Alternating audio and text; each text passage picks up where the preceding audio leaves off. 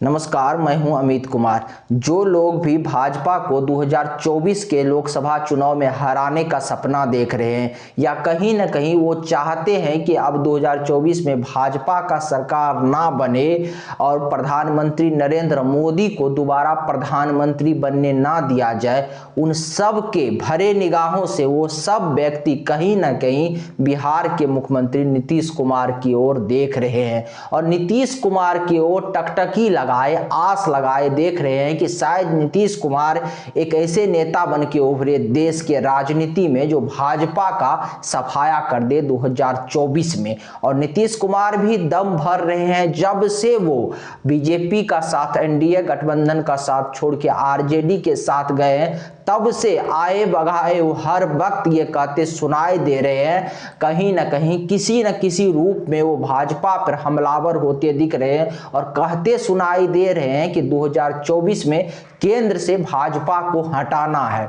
लेकिन बहुत बड़ा सवाल यहाँ खड़ा होता है कि जो बिहार के मुख्यमंत्री नीतीश कुमार केंद्र में भाजपा को हटाने का सपना देख रहे हैं, वो बिहार के राजनीति में ही उलझ रहे हैं। अपने ही घर में उनके खिलाफ उनके कई विरोधी तैयार हो रहे हैं, कई राजनीतिक शत्रु उनके तैयार हो रहे हैं जो उनके राजनीति को उनके घर में ही आज के समय में चुनौती दे रहे हैं। अगर नीतीश कुमार अपने घर की समस्या को नहीं सुलझा पाते हैं तो केंद्र के राजनीति से 2024 में बीजेपी को कैसे हटाएंगे? कैसे नीतीश कुमार जब कहते हैं कि विपक्ष को एकजुट कर अगर हो जाए तो 2024 में भाजपा को 100 सीटों पर सिमटा देंगे, ऐसा सपना नीतीश कुमार का पूरा कैसे होगा? अब देखिए बिहार के राजनीति में क्या हो रहा है, क्योंकि आज बिहार कहीं ना कहीं एक धुरी बन चुका है भारत के राजनीति का।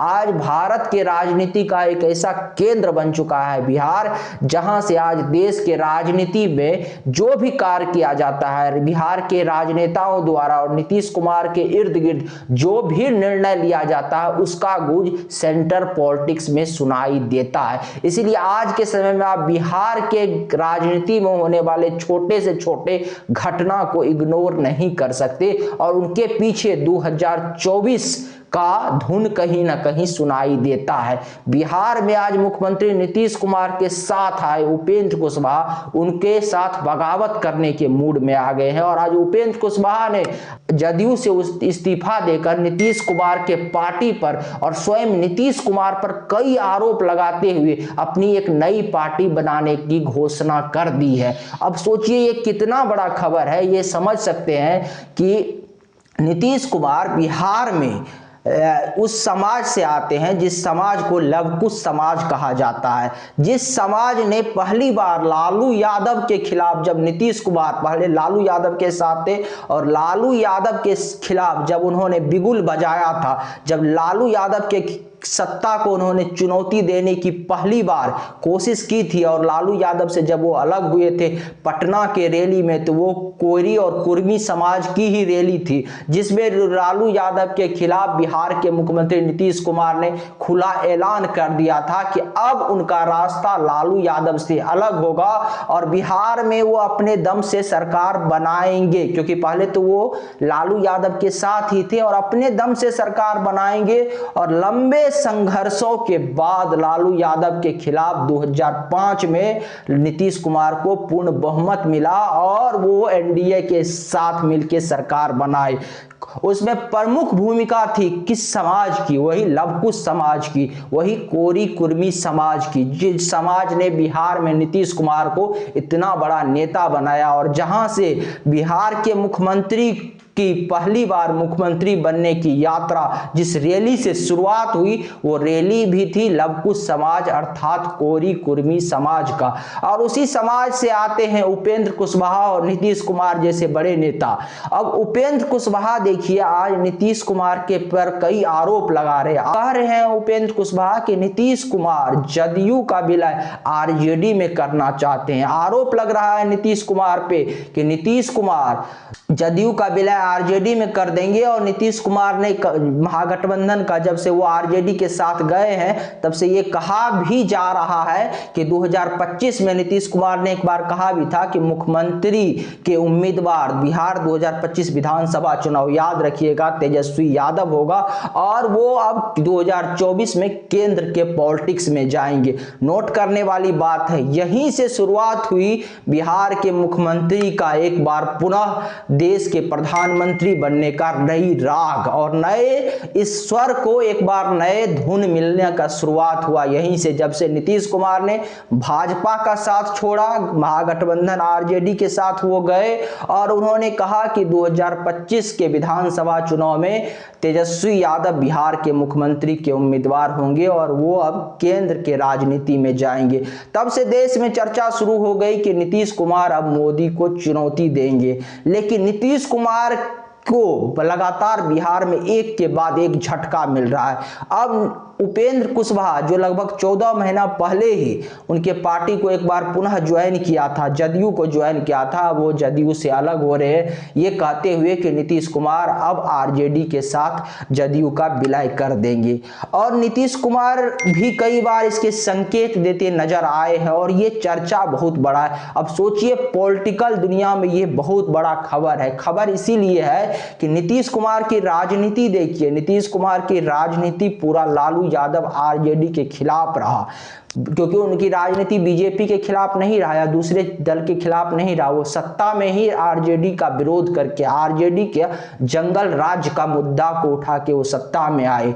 जमीन पर जब नीतीश कुमार बिहार के राजनीति के शीर्ष पर संघर्ष कर रहे थे तो जमीन पे वो कार्यकर्ता संघर्ष कर रहे थे। जदयू के छोटे छोटे कार्यकर्ता है, जो बूथ लेवल के कार्यकर्ता है, जो गांव गांव में फैले कार्यकर्ता है, जो नीतीश कुमार के विचारधारा से सहमत थे। और जब नीतीश कुमार कहते थे कि आरजेडी का यानी लालू यादव का जंगल राज है, तो वो इस विचारधारा से जब सहमत होते थे तो वो यहाँ पे जमीन पे संघर्ष करते थे। उनका संघर्ष जमीन पे किसके साथ होता था? आरजेडी के जमीनी कार्यकर्ता से। और तब जाके मुख्यमंत्री बने नीतीश कुमार।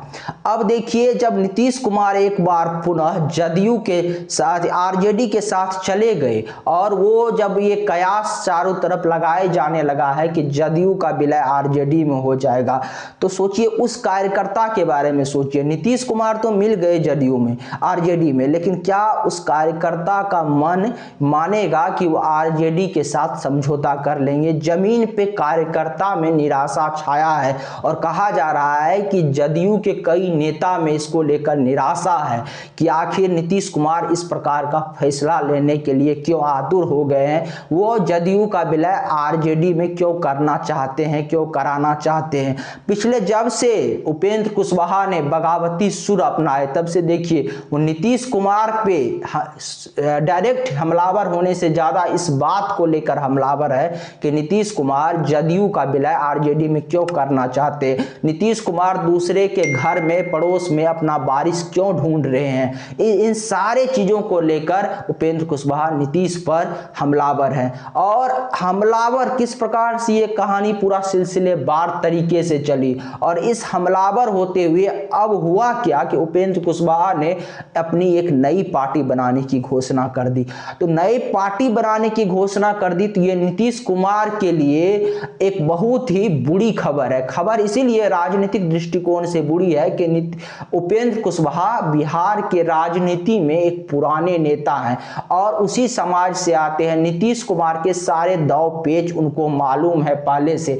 और उस कार्यकर्ता को अगर नीतीश कुमार के जदयू के कार्यकर्ता को और नेता को उपेंद्र कुशवाहा जमीन पर अपनी ओर आकर्षित कर लिए और अपने साथ कर लिए तो नीतीश कुमार घर में ही उलझ कर रह जाएंगे। और पिछले कुछ दिनों से नीतीश कुमार देखिए जब से वो आरजेडी के साथ गए हैं भाजपा से अलग होके तब से वो लगातार बिहार में ही घिरते जा रहे हैं। उनके से पहले उनका आरसीपी सिंह अलग हुआ, आरसीपी सिंह अपने धुन में अभी चल रहे हैं, अलग अलग जा रहे हैं, आरजेडी जदयू के नेताओं से मिल रहे हैं, कई जदयू के कार्यकर्ता से मिल रहे क्योंकि वो राष्ट्रीय अध्यक्ष रह चुके हैं जदयू के।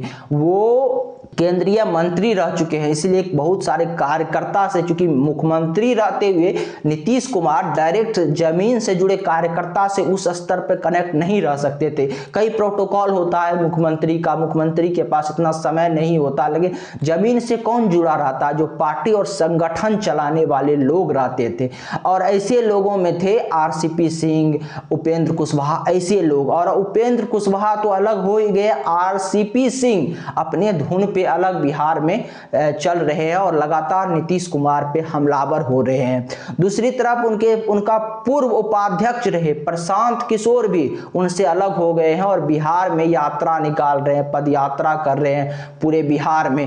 तो समझ लीजिए कि नीतीश कुमार कहीं ना कहीं आज अपने घर में पिछले कुछ दिनों से उलझ के रह गए हैं, और नीतीश कुमार इतना उलझ गए हैं घर में कि उनको लगा कि बिहार में उनकी जमीन कहीं ना कहीं कमजोर हो रही है, इसीलिए उनको समाधान यात्रा भी निकालना पड़ा। बिहार में नीतीश कुमार ने समाधान यात्रा जगह जगह पर निकाला। लेकिन इसमें समझिए इसके से बीजेपी को कैसे लाभ है? बीजेपी को ऐसे लाभ है कि अब देखिए 2023 चल रहा है, 2024 में लोकसभा चुनाव होने वाला है। अब लगभग 1 वर्ष या उससे भी कम तैयारी के लिए समय बचा हुआ है। अब इतने कम समय में नीतीश कुमार इस प्रकार से उनके घर में उलझ गए हैं कि अब उनके पास इतना समय पर्याप्त नहीं होगा कि वो अपने पहले घर के समस्याओं को सुलझाए या पहले अब केंद्रीय राजनीति की तरफ ध्यान दे, क्योंकि केंद्र में भी सभी पार्टियां बिखरी हुई है और सभी पार्टियों को एकजुट करने के लिए नीतीश कुमार को चाणक्य की भूमिका में आना पड़ेगा और कहीं ना कहीं पूरा फोकस वहां पे करना पड़ेगा। लेकिन जब वो बिहार की राजनीति में उलझ जाएंगे तो 1 वर्ष में ये थोड़ा सा असंभव सा है कि वो बिहार में जो अभी ये क्राइसिस हो रहा है, बिहार में लगातार उनके नेता उनसे बगावत कर रहे हैं, उपेंद्र कुशवाहा हो, आरसीपी सिंह हो, इनको वो जवाब दे। और जमीन से जुड़े कार्यकर्ता से कहीं ना कहीं उनका कनेक्टिविटी टूटने के कारण अब, क्योंकि देखिए जब भी कोई नेता बड़ा कैसे होता है, उसका बात जो है सेंटर में कैसे माना जाता है। केंद्र में जब दूसरे पार्टी आपके वजन यानी राजनीति के दुनिया में आप कितने शक्तिशाली हैं, कितने सामर्थ्यवान हैं और आपके शब्दों का कितना महत्व होगा, इसका इस बात से आकलन किया जाता है कि आपके साथ कितने लोग खड़े हैं और आप कितने निर्विवाद हैं। इन सारे चीजों को देखा जाता है। अगर नीतीश कुमार के पास जमीन पर उनके कार्यकर्ता ही नहीं होंगे, उनके कार्यकर्ता जमीन पर टूट जाएगा और दूसरे पार्टी के साथ, दूसरे नेता के साथ चले जाएंगे, तो ऐसे में इस प्रकार से विवाद जब बिहार में होते रहेगा तो सेंट्रल के पॉलिटिक्स में, केंद्र में जो दूसरे राज्य के राजनीतिक पार्टी है वो नीतीश कुमार का बात क्यों मानेंगे और बहुत कम संभावना है कि उनके बातों पर ज्यादा ध्यान दे। अब देख लीजिए बंगाल में ममता बनर्जी खुद के दम पे सरकार बनाए हुए हैं, केजरीवाल देख लीजिए दिल्ली में और पंजाब में उनका अपना पूर्ण बहुमत का सरकार है। आप देख लीजिए केसीआर सरकार बनाए हुए हैं। तो ऐसे ऐसे जो नेता जो निर्विवादित है, जिनका अपने दम से पूर्ण बहुमत है, वो एक ऐसे पार्टी जो बिहार में तीसरे नंबर की पार्टी है, बिहार में तीसरे नंबर की पार्टी है, उनके कई नेता उनके साथ बगावत कर रहे हैं, उनके नेता उनके पार्टी से अलग हो गए हैं, वो आरजेडी के साथ गठबंधन में सरकार चला रहे हैं, बिहार में 40 सीटें हैं। तो एक ऐसे नेता, नीतीश कुमार अनुभवी है, लेकिन ऐसे नेता के बातों पर क्यों विश्वास करे और ऐसे नेता को आगे क्यों बढ़ाए और ऐसे नेता की महत्व केंद्रीय राजनीति में उस प्रकार से हो पाएगा जिस प्रकार से एक अलग अलग विपक्षी पार्टियों को संगठित करने के लिए एक भूमिका होनी चाहिए, एक वजन होना चाहिए। क्या उस प्रकार का वजन मिल पाएगा नीतीश कुमार को? और मिल भी गया तो बिहार के समस्याओं पर उनका ध्यान रहेगा कि उनका केंद्रीय पॉलिटिक्स पर ध्यान रहेगा? ये भी बड़ी बात है, क्योंकि बिहार में कमजोर अर्थात केंद्रीय पॉलिटिक्स में कमजोर, और इन सब का लाभ कहीं ना कहीं भारतीय जनता पार्टी को मिलते दिख रहा है। और अगर इस प्रकार की स्थिति रहा तो देखिए पहले जैसे कांग्रेस जैसे बड़े पार्टी है, कांग्रेस ये मन में बैठा ले, क्योंकि उनके पास भी जो बहुत सारा इंफॉर्मेशन होते रहता है। जो राजनीतिक पार्टी होता है वो कैमरे के सामने आके राजनेता जो बयान देते हैं, लेकिन उनको भी अपना हकीकत बता रहा था, क्योंकि कैमरे के सामने वो इसलिए बयान देते हैं कि उनका काम रहा है राजनीति करना, और राजनीति में कभी भी हारे हुए लोग भी अपने आप को हतोत्साहित नहीं करते, कोई ऐसा बयान नहीं देते कि उनके कार्यकर्ता का मन छोटा हो। लेकिन सभी पार्टियों के पास अपना एक सूचना रहता है, अपना एक सूत्र रहता है गोपनीय, जो उनको सूचना देता है कि उनका जमीन पे क्या स्थिति है और अलग अलग राज्यों के नेताओं की क्या पकड़ है। तो कांग्रेस देखिए, कांग्रेस में राहुल गांधी को कहीं ना कहीं अंदाजा लगाइए कि इस बात का पूरा संकेत उनको भी लग रहा है कि 2024 में वो मोदी को टक्कर नहीं दे पाएंगे, और अभी से अगर वो तैयारी करेंगे तो हो सकता है 2029 में वो मोदी को या बीजेपी को चुनौती दे। क्योंकि देखिए पूरे भारत जोड़ो यात्रा में वो कहीं भी इस बात का जिक्र नहीं किए कि ये राजनीतिक यात्रा है या राजनीतिक उद्देश्य से इस काम को किया जा रहा है, या इस पूरे यात्रा को उन्होंने कभी चुनाव से नहीं जोड़ा। तो इसका तात्पर्य है कि अभी वो अपने जमीन मजबूत करने में लगे हुए हैं, और ये उनको भी सूचना है। तो कहीं ना कहीं कांग्रेस को तो ये लग ही रहा है कि अरविंद केजरीवाल भी अपनी जमीन मजबूत कर रहे हैं। उनको भी लगता है कि 2024 नहीं 2029 में कहीं ना कहीं बीजेपी को टक्कर देना है। अब बिहार में एक बच गए नीतीश कुमार केंद्रीय पॉलिटिक्स में जाना चाहते हैं, और नीतीश कुमार अपने ही घर में इन दिनों उलझे हुए हैं। इसीलिए केंद्र में उनके लिए केंद्र के अलग अलग दलों को संगठित करने के लिए समय नहीं है। ऐसे में एक जो परिस्थिति निर्माण हो रही है वो कहीं ना कहीं इनडायरेक्टली अप्रत्यक्ष रूप से इसका लाभ बीजेपी को होते दिख रहा है। और अगर इस प्रकार की स्थिति तैयार हुआ तो 2024 में भी बीजेपी एक बार पूर्ण बहुमत के साथ आसानी से सरकार बना लेगी। हालांकि अगर नीतीश कुमार प्रयास किए, अगर नीतीश कुमार केंद्र के राजनीति में गए, इसकी संभावना कम है कि अलग अलग राजनीतिक पार्टी जो कांग्रेस से और आम आदमी पार्टी से उनके नाम पर सहमत हो जाए। लेकिन एक आशा उन लोगों का नीतीश कुमार के ऊपर है। नीतीश कुमार बुजुर्ग नेता है, अनुभवी मुख्यमंत्री, जो मोदी को केंद्र से हटाना चाह रहे हैं, वो भरी निगाहों से नीतीश कुमार की ओर देख रहे हैं कि नीतीश कुमार कोई करिश्मा करे, नीतीश कुमार कोई ऐसा कमाल करे कि केंद्र से 2024 में मोदी हट जाए। अब ये देखिए सिनेरियो, तो यहाँ जो परिस्थिति निर्माण हो रही है वो तो अभी केंद्र में मोदी को मजबूत स्थिति में दिखा रही है, और कहीं नहीं लग रहा है कि नीतीश कुमार केंद्र में मोदी को टक्कर देने में सफल हो पाएंगे, क्योंकि मजबूरी है उनको पहले बिहार देखना। आगे देखिए किस प्रकार से राजनीतिक करवट लेती है। अगर आपको हमारी जानकारी अच्छी लगी तो चैनल को सब्सक्राइब कीजिए, वीडियो को शेयर कीजिए और कमेंट्स जरूर कीजिए। धन्यवाद, नमस्कार।